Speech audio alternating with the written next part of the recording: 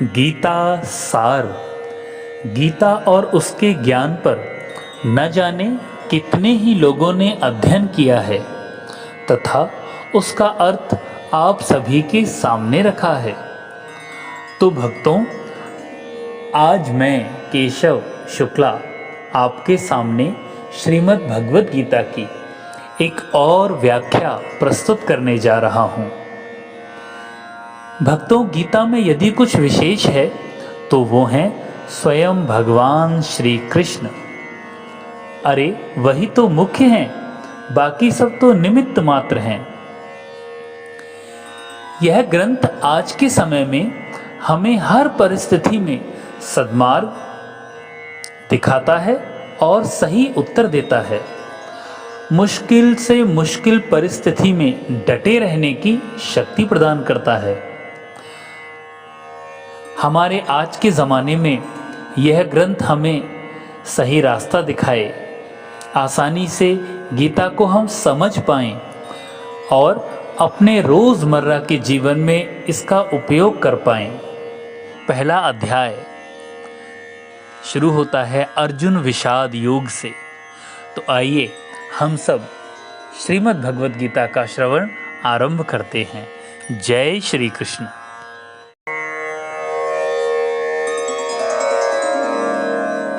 धर्मक्षेत्रे कुरुक्षेत्रे समवेतयुयुत्सवः मामका पाण्डवश्चैव किं कुर्वत संजयः।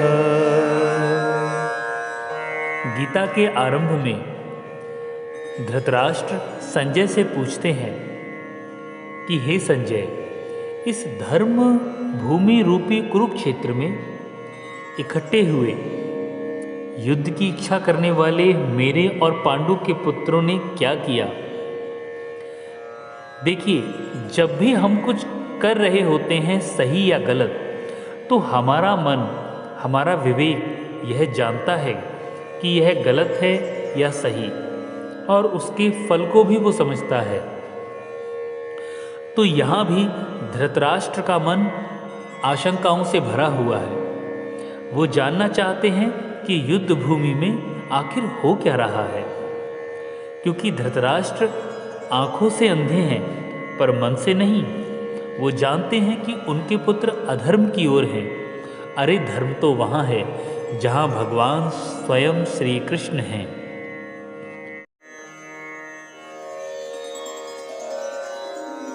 संजय उवाच दृष्ट्वा तु पाण्डवानीकं व्यूढं दुर्योधनस्तदा आचार्यमुपसंगम्य राजा वचनं ब्रवीत। संजय कहते हैं, हे राजन, राजा दुर्योधन पांडवों की सेना को बहुत ही सुंदर व्यूह रचना में खड़ा देखकर द्रोणाचार्य के पास जाकर कहते हैं। भक्तों, हम यहाँ देखें तो दुर्योधन को संजय राजा कहकर संबोधित करते हैं, क्योंकि धृतराष्ट्र अपने पुत्र को राजा रूप में ही तो देखना चाहते हैं। तथा दुर्योधन सर्वप्रथम अपने गुरु के पास आता है कुछ भी प्रश्न पूछने के लिए, जो भी उसके मन में शंका है। जय श्री कृष्ण।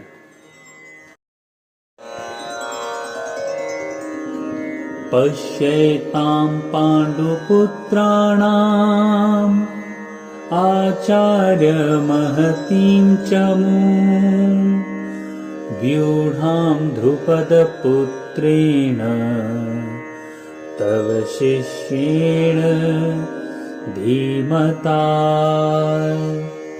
दुर्योधन द्रोणाचार्य से कहते हैं, हे आचार्य, पांडवों की विशाल सेना को आप देख रहे हैं। यह सेना आपके बुद्धिमान शिष्य ध्रुपद के पुत्र ने बड़े ही कौशल से तैयार की है। मानो दुर्योधन द्रोणाचार्य से कहना चाहते हैं कि धृष्टद्युम्न और पांडव ये सभी आप ही के शिष्य हैं। अतः कहीं आप उनके प्रति किसी भी तरह की उदारता ना दिखा बैठना। जय श्री कृष्ण।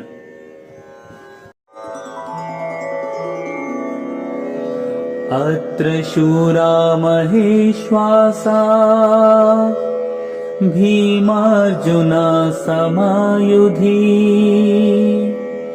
युयुधानो विराटश्च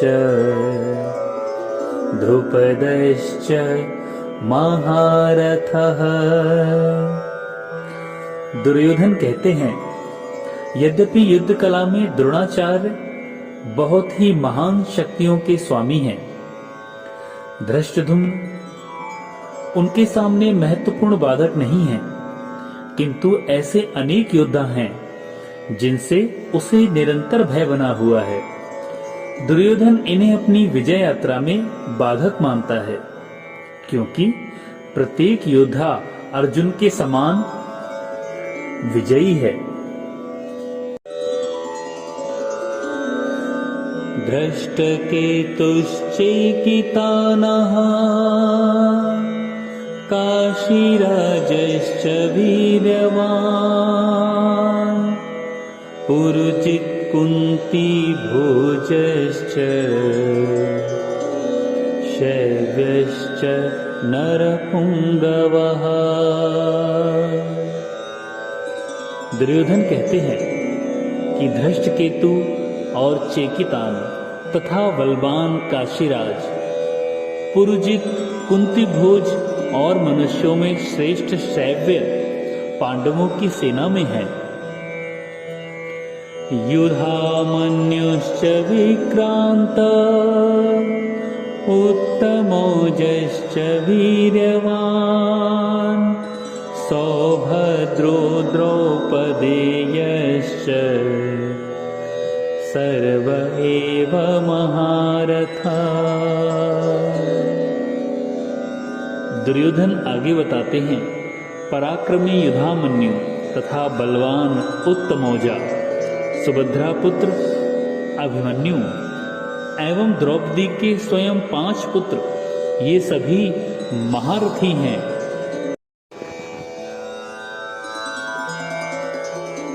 अस्माकं तु विशिष्टाये तान्निबोध द्विजोत्तमः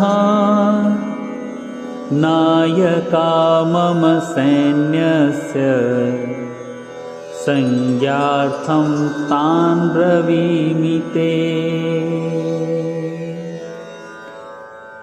भक्तों, इससे पहले श्लोक तक दुर्योधन पांडवों की सेना का वर्णन करता है। इसके पश्चात यहाँ श्लोक में वह द्रोणाचार्य को अपनी सेना के प्रधान सेनापतियों के विषय में बता रहा है। वह कहता है, हे ब्राह्मण श्रेष्ठ, अपने पक्ष में भी जो प्रधान हैं उनको आप समझ लीजिए। यहाँ वह अपने गुरु के सामने ही अपने ज्ञान को दिखाने की कोशिश कर रहा है, जो कि उसके अभिमान को भी दर्शाता है और उसकी मूर्खता को भी, क्योंकि द्रोणाचार्य तो पहले से ही सभी के विषय में जानते हैं और योद्धाओं को उनसे अधिक और कौन समझ सकता है। फिर भी वो उनसे कहता है कि आपकी जानकारी के लिए मेरी सेना के जो जो सेनापति हैं उनको मैं आपको बतलाता हूँ। मित्रों, गुरु के सामने यही अभिमान हमारे नाश का कारण बन जाता है। जय श्री कृष्ण।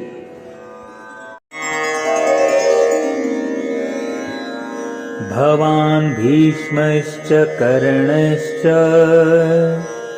कृपश्चासमितिञ्जया अश्वत्थामा विकर्णश्च सौमदत्तिस्तथैव च। दोस्तों, जिस तरह से हम आज के समय में अपने काम आरंभ करने से पहले उन्हें ठीक प्रकार से जांच लेते हैं कि यह सब ठीक ढंग से असेंबल हुआ है या नहीं, वैसे ही युद्ध के आरंभ में दुर्योधन भी अपनी सेना तथा शत्रु सेना के श्रेष्ठ योद्धाओं का तुलनात्मक अध्ययन कर रहा है। मित्रों, चुनौती को हर तरह से समझकर ही उस पर विजय प्राप्त की जा सकती है। चुनौती को इतने अच्छे से जान लेना चाहिए कि सामना करते समय कुछ भी नया जैसा ना लगे।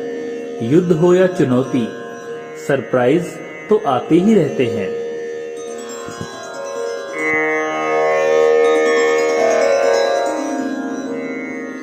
अन्ये च बहवः शूरा मदर्थे त्यक्तजीविता नानाशस्त्रप्रहरणः सर्वे युद्धविशारदा। दुर्योधन यह देखकर बड़ा ही प्रसन्न है कि उसके लिए अपना जीवन त्याग देने वाले अनेक शूरवीर शस्त्रों से सुसज्जित खड़े हैं और सभी युद्ध कौशल में चतुर हैं। दोस्तों, जीवन में हम भी अपने प्रियजनों के साथ कुछ ऐसा ही अनुभव करते हैं कि वो हमारे लिए कुछ भी कर सकते हैं।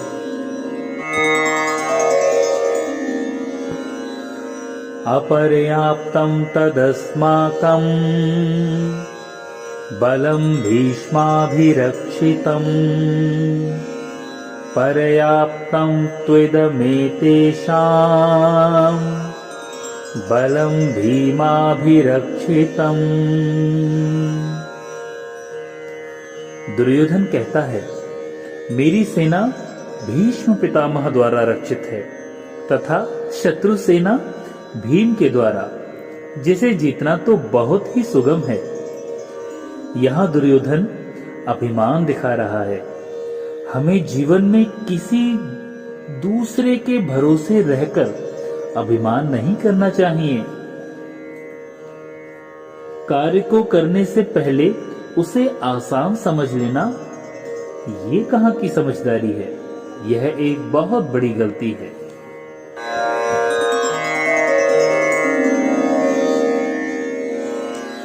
अन्येषु च सर्वेषु यथा भागमवस्थिता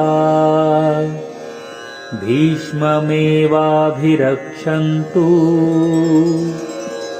भवन्तः सर्व एव हि। दोनों सेनाओं के इस प्रकार के वर्णन से दुर्योधन यह कहना चाहता है कि सभी को हर प्रकार से निसंदेह भीष्म पितामह की रक्षा करनी है, क्योंकि पूरे युद्ध में वे ही सबसे मूल्यवान हैं। उनकी हानि से युद्ध हारने की पूरी संभावना है। यहाँ यह भी समझ आता है दोस्तों कि हमें अपनी सबसे मूल्यवान वस्तु की रक्षा हर प्रकार से करनी चाहिए, जब तक हम विपरीत परिस्थिति से निकल न जाएं। जय श्री कृष्ण।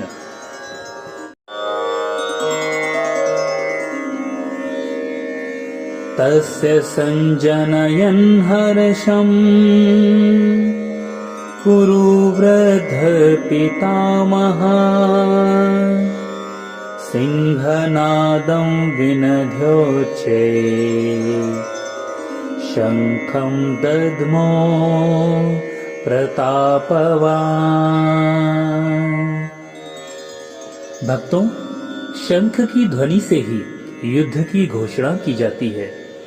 भीष्म पितामह ने भी सिंह की दहाड़ के समान गरज कर शंख बजाया, जिससे दुर्योधन के हृदय में हर्ष उत्पन्न हो गया। युद्ध जीतने हेतु अपने पक्ष का मनोबल बढ़ाना ही पड़ता है।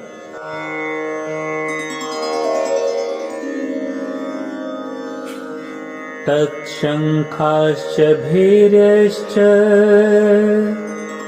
पणवानक गोमुखः सहसैवाभ्यहन्यन्त सा शब्दस्तुमलोभवत्। युद्ध कभी आनंददायक या मनोरंजन नहीं होता। ये तो अत्यंत भयानक होते हैं, इनके परिणाम भी भयानक ही होंगे, तो उस युद्ध का संगीत भी भयानक ही होगा। ऐसा ही भयंकर शब्द वाला संगीत शंख, नगाड़े, ढोल, मृदंग और नरसिंगे की एक साथ ध्वनि से उत्पन्न हुआ। दोस्तों, हमें हर कार्य आरंभ पूरे जोर शोर से ही करना चाहिए, ताकि हमारा और हमारी टीम का मनोबल पूरी तरह से ऊंचा रहे।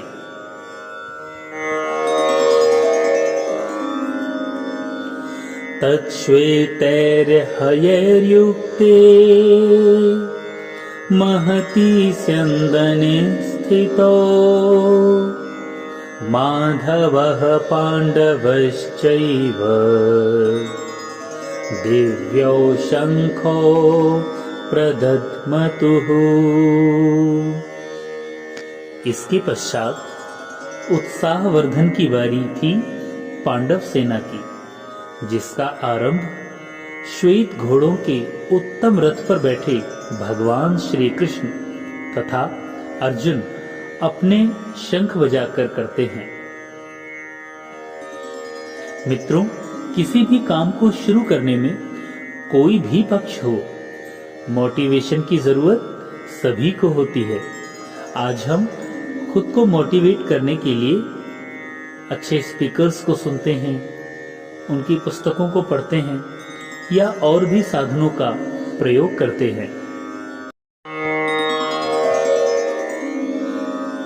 पांचजन्यं हृषीकेशो देवदत्तं धनञ्जयः पौण्ड्रं दध्मौ महाशङ्खम् भीमकरमाव्रकोदरः। श्री कृष्ण महाराज ने पांचजन्य अर्जुन ने देवदत्त नामक और भयानक कर्म वाले भीमसेन ने पौंड्रक नामक शंख को बजाया। दोस्तों, हम भी अपने जीवन में अपना मोटिवेशन चुन सकते हैं। वह अलग अलग लोगों के लिए अलग अलग हो सकता है। कुछ के लिए संगीत, तो कुछ के लिए भगवान का ध्यान, किसी को कोई और या किसी को कोई और साधन। अपने शंख आप स्वयं चुनिए और युद्ध अर्थात कर्म के लिए तैयार हो जाइए। जय श्री कृष्ण। अनंत विजयं राजा कुन्तीपुत्रो युधिष्ठिरः नकुलः सहदेवश्च सुघोषमणिपुष्पको। कुंती पुत्र राजा युधिष्ठिर ने अनंत विजय नामक और नकुल तथा सहदेव ने सुघोष और मणिपुष्पक नामक शंख बजाए। काश्यश्च परमेश्वासा शिखंडी च महारथः दृष्टधुम्नो विराटश्च सात्यकीश्चापराजितः द्रुपदो द्रौपदेयश्च सर्वशः पृथ्वीपते सौभद्रश्च महाबाहु शंखान् दद्मुः पृथक् पृथक्।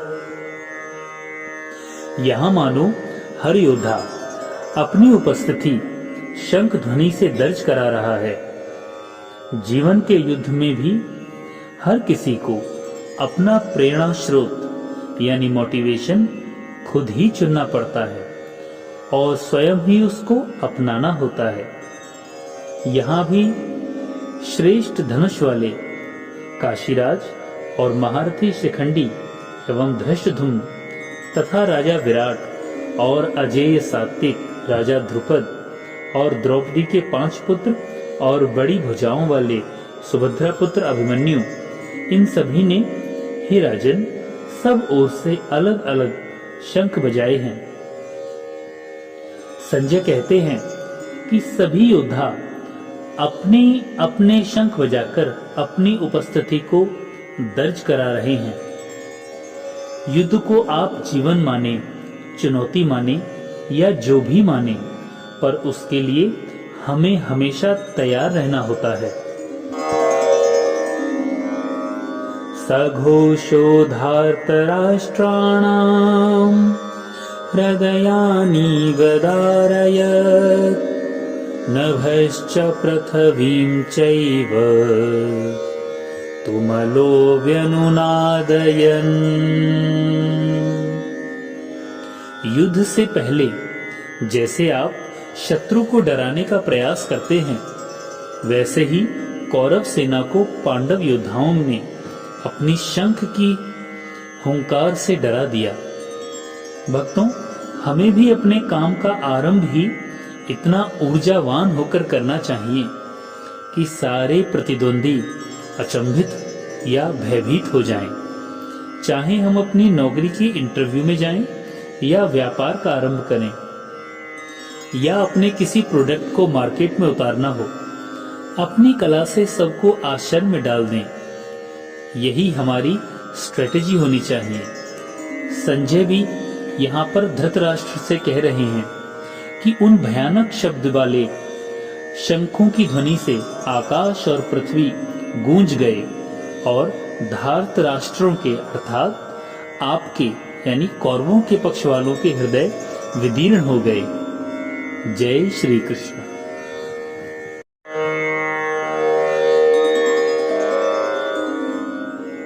अर्जुन उवाच अथ व्यवस्थितान् दृष्ट्वा धार्तराष्ट्रान् कपिध्वजः प्रवृत्ते शस्त्रसम्पाते धनुरुद्धम्य पाण्डवः ऋषिकेशं तदा वाक्यमिदमाह महीपते सेनयोरुभयोर्मध्ये रथं स्थापयमेच्युत। हे राजन, इसके बाद कपिध्वज अर्जुन ने मोर्चा बांधकर डटे हुए धृतराष्ट्र संबंधियों को देखकर उस शस्त्र चलाने की तैयारी के समय धनुष उठाकर ऋषिकेश यानी भगवान श्री कृष्ण से यह वचन कहे, हे अच्युत, मेरे रथ को दोनों सेनाओं के मध्य में ले जाकर खड़ा कीजिए। यहाँ अर्जुन भगवान श्री कृष्ण को अच्युत कहकर संबोधित कर रहे हैं। अच्युत का अर्थ होता है जो अपने मार्ग से कभी ना गिरे, अर्थात जो धर्म से कभी ना गिरे, सदैव धर्म पथ पर ही चले। भक्तों, अर्जुन जानते हैं कि भगवान श्री कृष्ण उनके साथ हैं, इसीलिए तो अर्जुन ने उन्हें चुना था, क्योंकि जहाँ स्वयं श्री कृष्ण हैं, वहीं पर धर्म भी है। तो धर्म का साथ हमेशा अपने साथ रखने के लिए हमें भगवान की ही शरणागति रहना चाहिए, ताकि हमारे जीवन के भी सभी कार्य धर्म के साथ हों।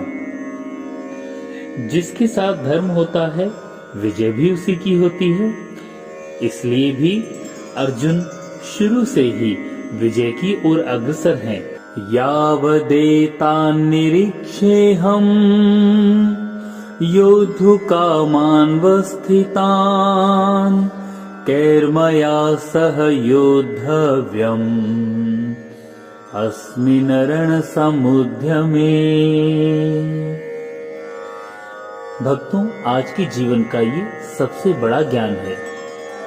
युद्ध कोई भी हो सकता है, किसी भी प्रकार का, नौकरी, बिजनेस, परिवार या समाज का, परंतु आप दोनों पक्षों में जाकर उनके बीच उस स्थिति या अवस्था के बारे में जान सकते हैं, क्योंकि बिना जाने कोई भी धारणा या निर्णय मन में पहले से ही उसके प्रति बना लेना अनुचित होगा।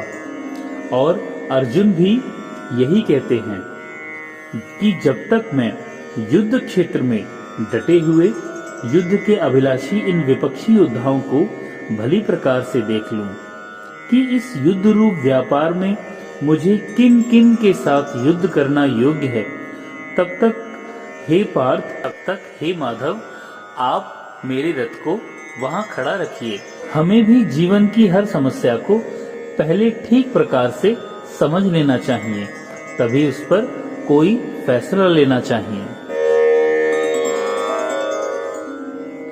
योत्स्यमानान् वीक्षेऽहं यायेतेऽत्र समागतः धार्तराष्ट्रस्य दुर्बुद्धेर् युद्धे प्रियचिकीर्षवः।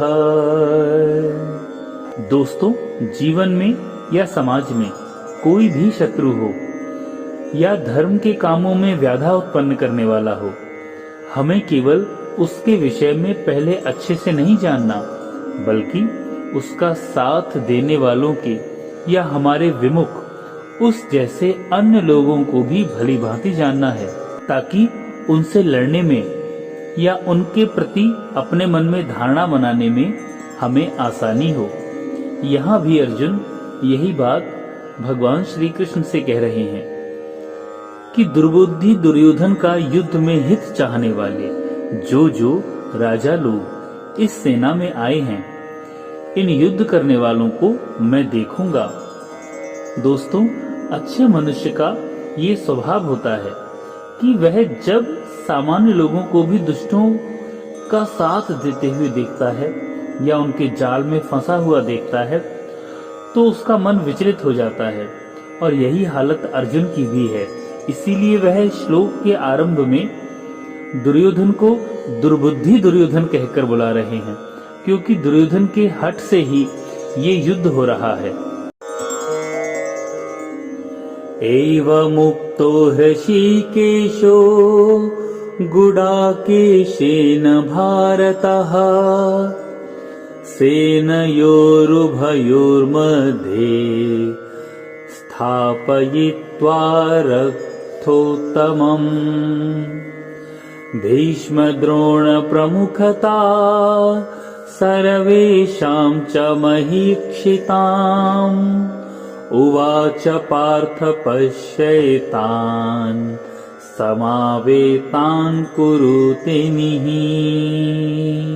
संजय धृतराष्ट्र से कहते हैं कि हे धृतराष्ट्र, अर्जुन द्वारा इस प्रकार कहे हुए महाराज श्री कृष्णचंद्र ने दोनों सेनाओं के बीच में भीष्म और द्रोणाचार्य के सामने तथा संपूर्ण राजाओं के सामने उस उत्तम रथ को खड़ा कर दिया और कहते हैं, हे पार्थ, युद्ध के लिए जुटे हुए इन कौरवों को तुम देखो। दोस्तों, भगवान श्री कृष्ण पहले ही अर्जुन से कुछ नहीं कहते, वो चुपचाप उसकी बात सुनते हैं और रथ को युद्ध के बीच में ले जाकर खड़ा कर देते हैं। भगवान की तो यही लीला है कि वो पहले अपने भक्त को समस्याओं के बीच पहुंचने देते हैं। वो देखते हैं कि उसका मानसिक स्तर, उसका भाव, उसकी भक्ति किस स्तर की है। उसके बाद ही उसका भाव देखकर उसकी सहायता को तत्पर हो जाते हैं। यहाँ श्री कृष्ण अर्जुन को पार्थ कहते हैं।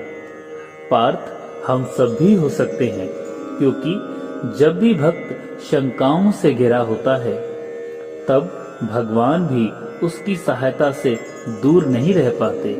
जय श्री कृष्ण।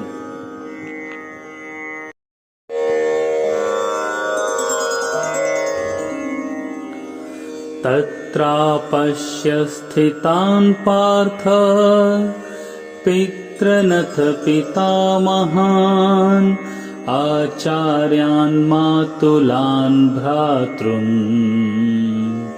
पुत्रान् पौत्रान् सखींस्तथा।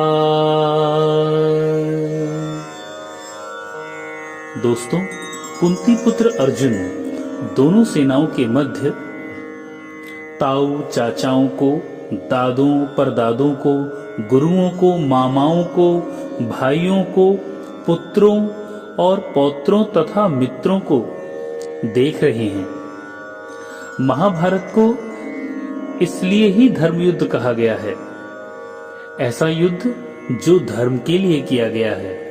और इस युद्ध के लिए एक विशाल परिवार दो हिस्सों में बंटकर रह गया है। आधे सगे संबंधी एक तरफ व आधे दूसरी तरफ। हर किसी को फैसला करना था कि वो धर्म का साथ देगा या अधर्म का। श्वशुरान् सुहृदश्चैव सेनयोरुभयोरपि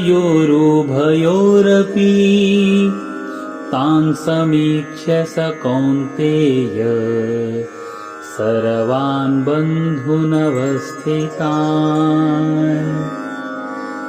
अर्जुन अपने सुहृदयों को, श्वशुरों को व संपूर्ण बंधु बांधवों को देखकर मानो विचार कर रहे हैं कि इन सब से तो मेरी दुश्मनी भी नहीं है, ना ही किसी प्रकार का बैर रहा है, फिर भी इनसे युद्ध करना पड़ेगा। ये सभी अपने ही पक्ष के तो हैं, फिर भी इनके दो पक्ष बन गए हैं, जिनमें से एक शत्रु पक्ष है। अर्जुन उवाच कृपया परयाविष्टो विषीदन्निदमब्रवीत् दृष्ट्वेमं स्वजनं कृष्ण युयुत्सुं समुपस्थितम्। स्वजनों को शत्रु रूप में सामने देखकर अत्यंत शोक से भरकर करुणा युक्त अर्जुन श्री कृष्ण से कह रहे हैं। दोस्तों, यहीं से शुरुआत होती है अर्जुन के विषाद की, जिसके लिए भगवान श्री कृष्ण को गीता की रचना करनी पड़ी, जो केवल अर्जुन के लिए नहीं है, जो हमेशा के लिए संसार के समस्त प्राणियों के दुखों का नाश करती है, उन्हें जीवन के हर कठिन समय में सही रास्ता दिखाती है और सदैव धर्म में बने रहने की प्रेरणा देती रहती है। सीदन्ति मम गात्राणि मुखं च परिशुष्यति वेपथुश्च शरीरे मे रोमहर्षश्च जायते। युद्ध की बात करना आसान होता है दोस्तों, परंतु वास्तव में युद्ध करना कठिन। ऐसा ही हम सबके साथ होता है कि दूसरों की यानी अन्य लोगों को दोष देना बहुत आसान होता है, परंतु जब अपने स्वजन अधर्म का साथ देते हैं तो उन्हें दंड देना कठिन कार्य लगता है। बस हमारी इन स्थितियों को संभालने के लिए गीता काम आती है। अर्जुन की भी स्थिति यहाँ कुछ ऐसी ही है। अर्जुन कहते हैं कि हे कृष्ण, मेरे अंग शिथिल हुए जा रहे हैं और मुख सूखा जा रहा है और मेरे शरीर में कंपन व रोमांच हो रहा है। जय श्री कृष्ण। गांडीवं स्रंसते हस्ताक्त्वक्चैव परिगृह्यते नाचाशक्नोम्यवस्थातुं भ्रमतीव चामे मनः। अर्जुन अपने दुख को बता रहे हैं। उनका दुख हमारी दुविधाओं से अलग नहीं है। चाहे हम परीक्षा दे रहे हों या कोई बड़ा मैच खेलने जा रहे हों, कितने ही ऐसे मौके आते हैं जब हम खुद को अकेला पाते हैं। ऐसा महसूस होता है जैसे हम इस काम के लायक ही नहीं। ये युद्ध जैसी समस्या हमसे तो सुलझेगी ही नहीं। यही स्थिति मित्रों यहाँ अर्जुन की है। अर्जुन से उनका गांडीव धनुष गिरा जा रहा है। त्वचा मानो जल रही है। उनका मन भ्रमित जैसा हो गया है। वे खड़े रहने में भी सक्षम नहीं है। निमित्तानि च पश्यामि विपरीतानि केशव न च श्रेयो अनुपश्यामि हत्वा स्वजनमाहवे। दोस्तों, अर्जुन द्रोणाचार्य जैसे महान गुरु के शिष्य थे। स्वयं इंद्रदेव ने उन्हें अनेक अस्त्र शस्त्र प्रदान किए थे और तो और भगवान शिव ने उन्हें अमोघ शक्तियां दी थी। फिर भी युद्ध में स्थिति देखकर उनका मन व्यथित हो उठा है। युद्ध से पहले यदि आप खुद को कांपता सा पाते हैं, गला सूखने लगता है, तो आपको निश्चय होने लगता है कि आप हारने वाले हैं। आपकी ये दुनिया खत्म सी हो रही है, चारों ओर अंधकार छा रहा है। तब ऐसे ही समय में हमें मार्गदर्शक की जरूरत होती है। इसीलिए अर्जुन कहते हैं, हे केशव, मैं लक्षणों को भी विपरीत ही देख रहा हूं तथा युद्ध में स्वजन समुदाय को मारकर कल्याण भी नहीं देख पा रहा हूं। नाकांक्षे विजयं कृष्ण नाचा राज्यं सुखानि च किं नो राज्येन गोविन्द किं नो भोगैर्जीवितेन वा। दोस्तों, जब हम अपने मार्गदर्शक या इष्ट गुरु के सामने अपनी समस्या लेकर जाएं, तो उसे उनके सामने स्पष्ट रूप से रखें। उसमें कुछ भी छिपाव नहीं होना चाहिए। यही कार्य अर्जुन भगवान श्री कृष्ण के सामने करते हैं। वह पहली ही बार में स्पष्ट रूप से अपनी बात उनके सामने रखते हैं और कहते हैं, हे कृष्ण, मैं ना तो विजय चाहता हूं और ना राज्य तथा सुखों को ही चाहता हूं। हे गोविंद, हमें ऐसे राज्य से क्या प्रयोजन है अथवा ऐसे भोगों से और जीवन से भी क्या लाभ है। अर्जुन इस विषाद में, शंका में, डर में इस कदर घिर गए हैं कि वे सब कुछ त्याग कर बस युद्ध से बचना चाहते हैं। दोस्तों, इन लक्षणों को अपने अंदर हमें भी पहचानना है, ताकि ऐसे समय में हम वो करें जो भगवान कृष्ण कह रहे हैं।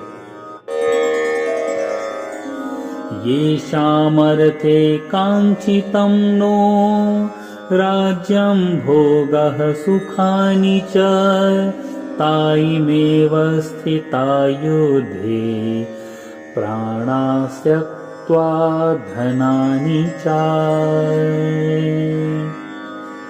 अर्जुन कहते हैं, हमें जिनके लिए राज्य, भोग, सुख आदि अभीष्ट हैं, वे ही जब सब ये धन और जीवन की आशा को त्याग कर युद्ध में खड़े हैं।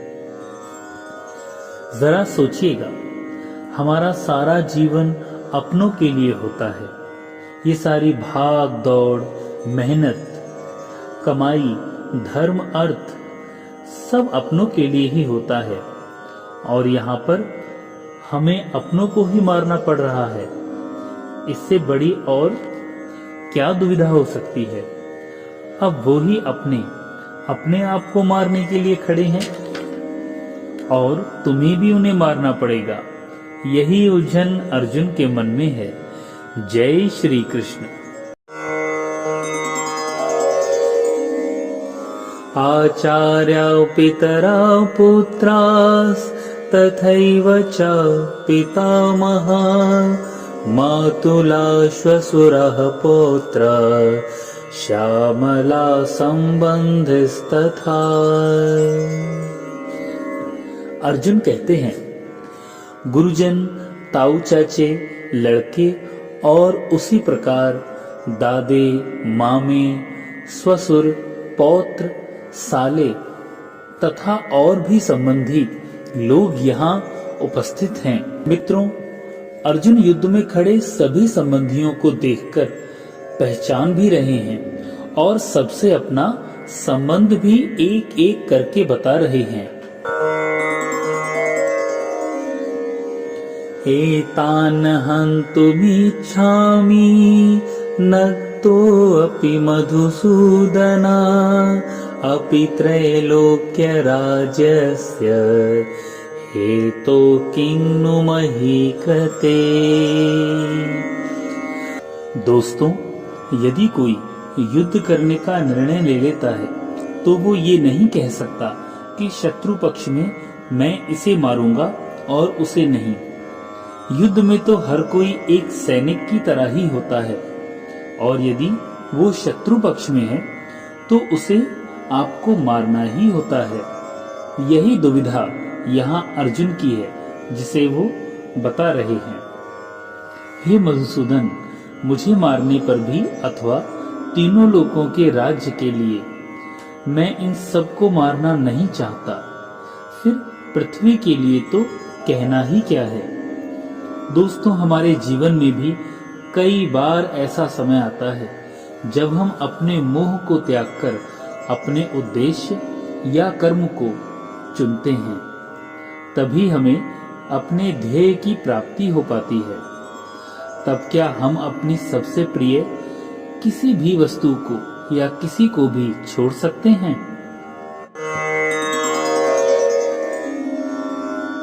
नित्यधार्तराष्ट्रान् का प्रीति स्यात् जनार्दन पापमेवाश्रयेदस्मान् हत्वैतानाततायिनान्।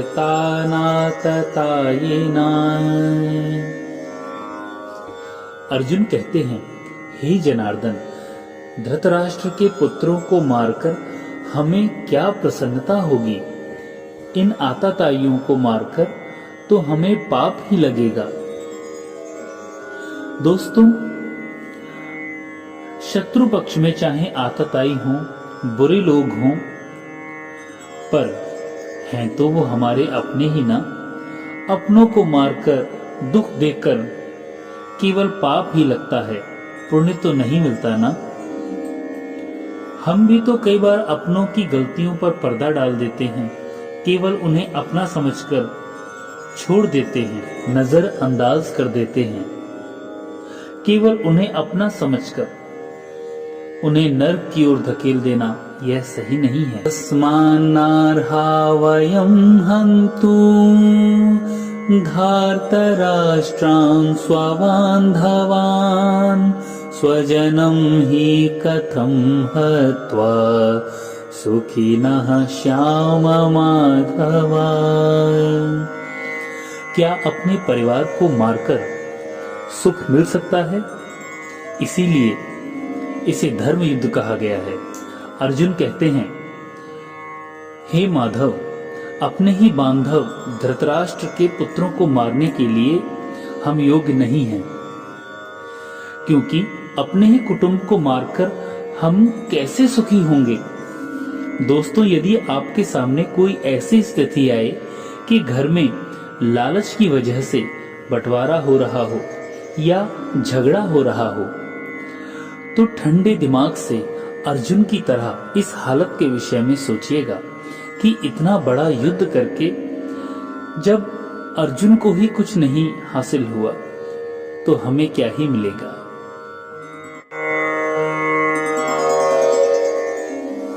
यद्यप्येते न पश्यन्ति लोभोपहत चेतसः कुलक्षय कृतं दोषं मित्रद्रोहे च पातकम्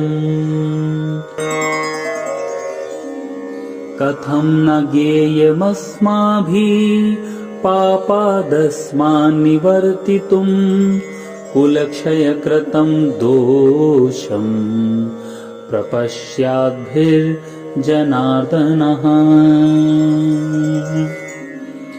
दोस्तों, आपका शत्रु किसी भी प्रकार के पाप को करने के लिए तैयार है, लेकिन आप समझते हैं कि जो अनुचित है, गलत है, वो नहीं करना चाहिए। यहाँ इन दोनों श्लोकों में अर्जुन ने इसी दुविधा को बताया है। यद्यपि लोभ से, भ्रष्ट चित्त से ये लोग कुल के नाश से उत्पन्न दोष को और मित्रों से विरोध करने में पाप को नहीं देखते, तो भी हे जनार्दन, कुल के नाश से उत्पन्न दोष को जानने वाले हम लोगों को इस पाप से हटने के लिए क्यों नहीं विचार करना चाहिए? मित्रों, दुश्मन ये गलत कर रहा है वो ये नहीं समझता, लेकिन आप तो समझते हैं। आपको तो धर्म अधर्म का ज्ञान है। आप तो समझदार होने के नाते युद्ध से हटने का नहीं सोचना चाहिए। लेकिन अगर आप युद्ध से हट गए तो ये आपकी हार भी होगी। तो आप इस स्थिति में क्या करेंगे? जय श्री कृष्ण।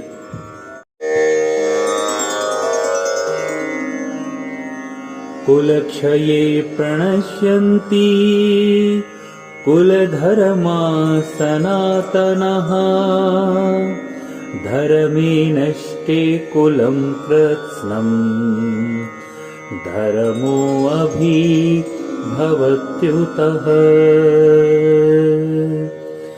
अर्जुन कहते हैं, कुल के नाश होने पर सनातन कुल परंपरा नष्ट हो जाती है और इस तरह बचा हुआ कुल भी अधर्म की ओर ही चला जाता है।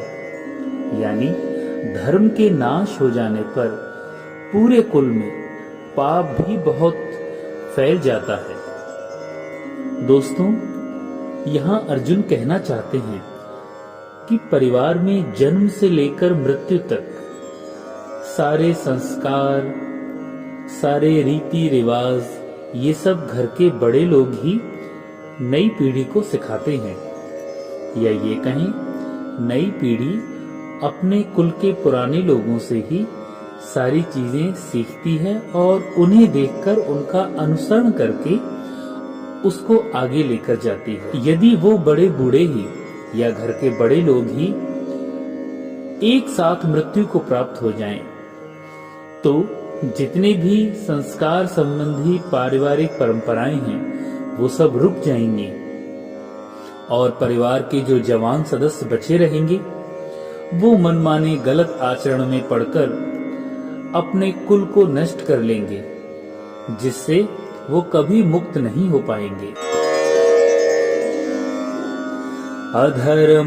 अधर्माभिभवात् कृष्णा प्रदुष्यन्ति कुलस्त्रियः स्त्रीषु दुष्टाषु वार्ष्णेय जायते वर्णसंकरः। अर्जुन यहाँ कहते हैं, हे प्रभु, हे कृष्ण, पाप के अधिक बढ़ जाने से कुल की स्त्रियां अत्यंत दूषित हो जाएंगी और हे वार्ष्णेय, स्त्रियों के दूषित हो जाने पर वर्ण संकर संतानों के उत्पन्न होने का बहुत बड़ा संकट आ जाएगा। दोस्तों, यहाँ एक बात बहुत आसानी से समझी जा सकती है।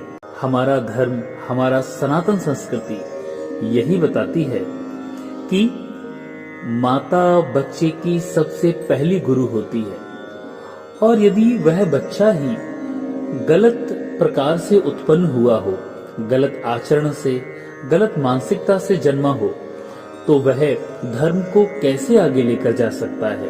दोस्तों, जीवन में शांति, सुख, आध्यात्मिक उन्नति, इन सब का मुख्य सिद्धांत मानव समाज में अच्छी संतान के होने से होता है।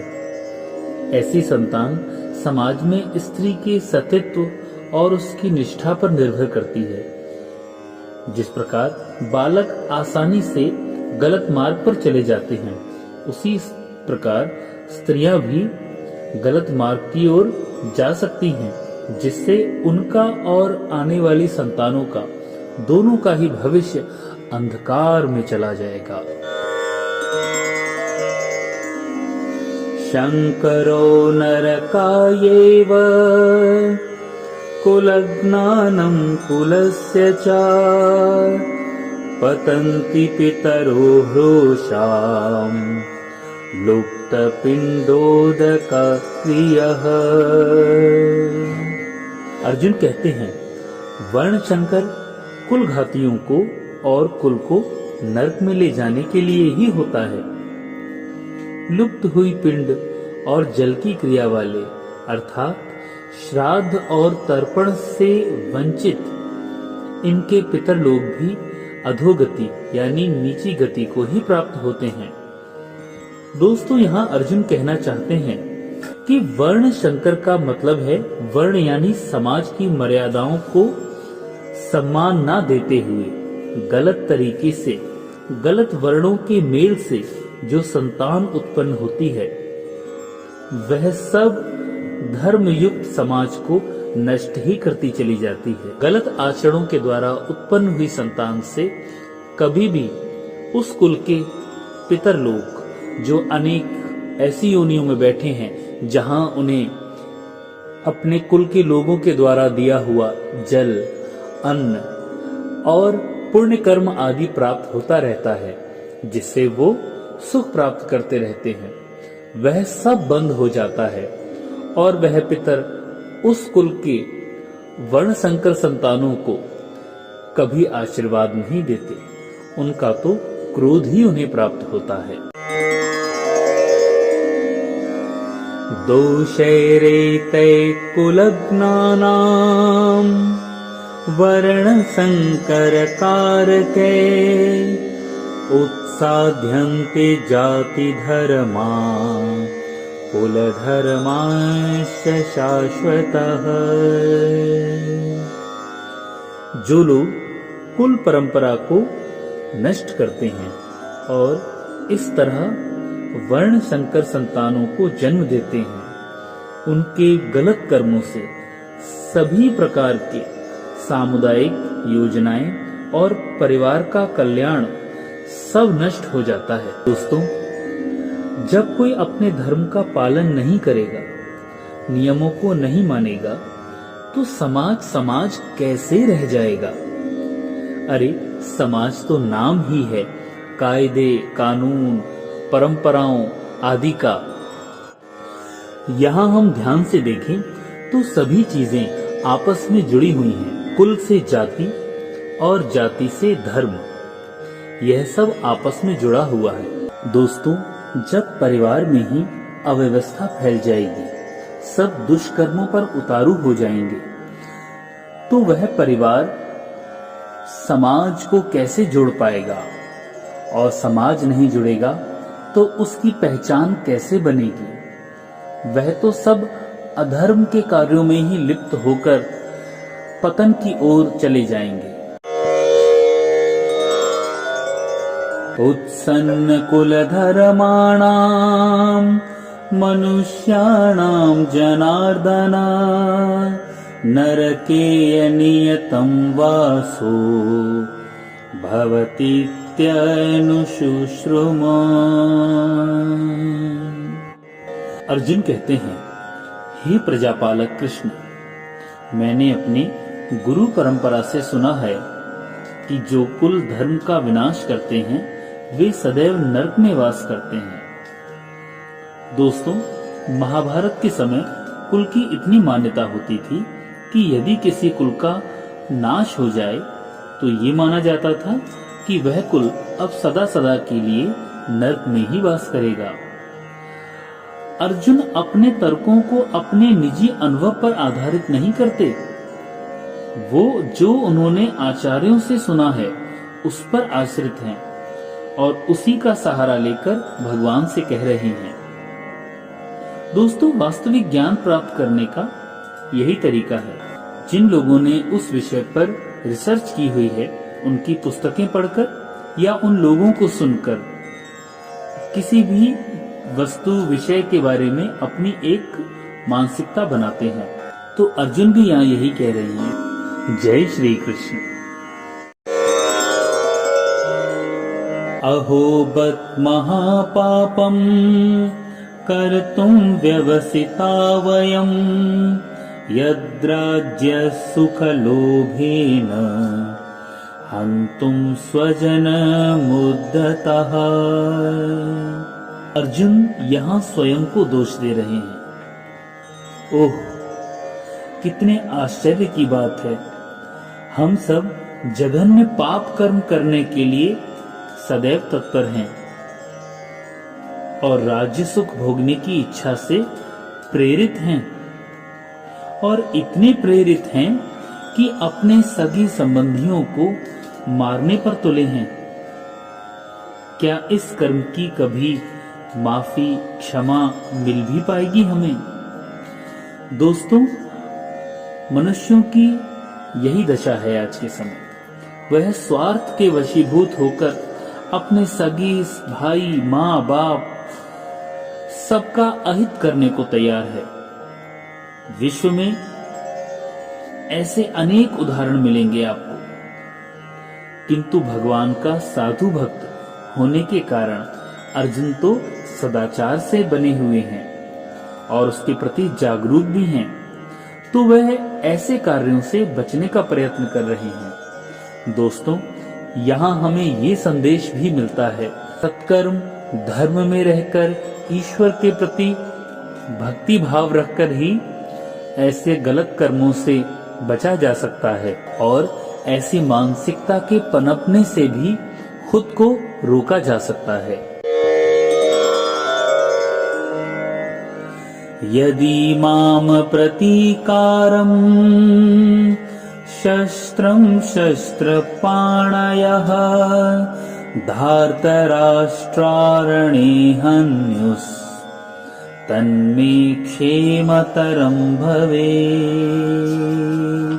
दोस्तों, जो अपना हो, जिसके साथ हम खेले हों, हमने सुख दुख बांटे हों, या परिवार के ऐसे लोग जिनकी गोद में खेलकर हम बड़े हुए हैं, क्या उन्हें हम मारने का सोच भी सकते हैं?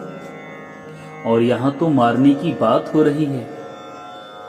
तो अर्जुन कह रहे हैं कि यदि शस्त्रधारी धृतराष्ट्र के पुत्र मुझ निहत्थे और रणभूमि में प्रतिरोध ना करने वालों को मार भी दें, तो भी ये मेरे लिए अच्छा है।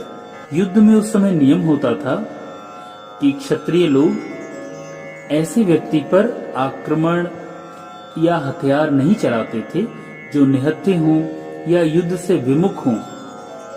तो अर्जुन कह रहे हैं कि यदि वो मुझ निहत्थे पर कि मेरी ऐसी दशा हो कि मेरे पास कोई शस्त्र ना हो, मैं शोक में डूबा हूं, फिर भी वो क्रोध में भरकर मुझे मार भी दें, वो भी मेरे लिए अच्छा है इसके कि मैं अपने बड़ों, बुजुर्गों, प्रियजनों को मारूं। अर्जुन यहाँ पर इस बात पर विचार नहीं करते कि दूसरा दल युद्ध के लिए कितना उद्यत है, कितना तैयार है। इन सब लक्षणों का कारण अर्जुन की दया है। उनका हृदय दया से भरा है, जो कि भगवान के एक महान भक्त होने का कारण भी है। संजय उवाच एवमुक्त्वार्जुना संख्ये रथोपस्थ उपाविशत् विसृज्य सशरं चापं शोकसंविघ्नमानसः। अर्जुन की यह स्थिति देखकर संजय धृतराष्ट्र से कहते हैं कि युद्ध भूमि में अपने स्वजनों के प्रति मोह में भरकर अर्जुन ये सारी बातें कहकर धनुष और बाण को एक ओर रख देते हैं और शोक में भरकर रथ के आसन पर बैठ जाते हैं। दोस्तों, अर्जुन जब आरंभ में आए थे तो बहुत ही जोश में भरे हुए थे। रथ पर अपना धनुष, बाण सब लेकर खड़े थे, परंतु जब उन्होंने अपनों को युद्ध में देखा तो वह शोक में इतने भर गए कि धनुष और बाण को एक ओर रख दिया और अपने आसन पर बैठ गए। भगवान यह सब देख रहे हैं कि अर्जुन सच में ज्ञान प्राप्त करने के योग्य है, क्योंकि उसका हृदय करुणा और भक्ति से भरा हुआ है। जय श्री कृष्ण।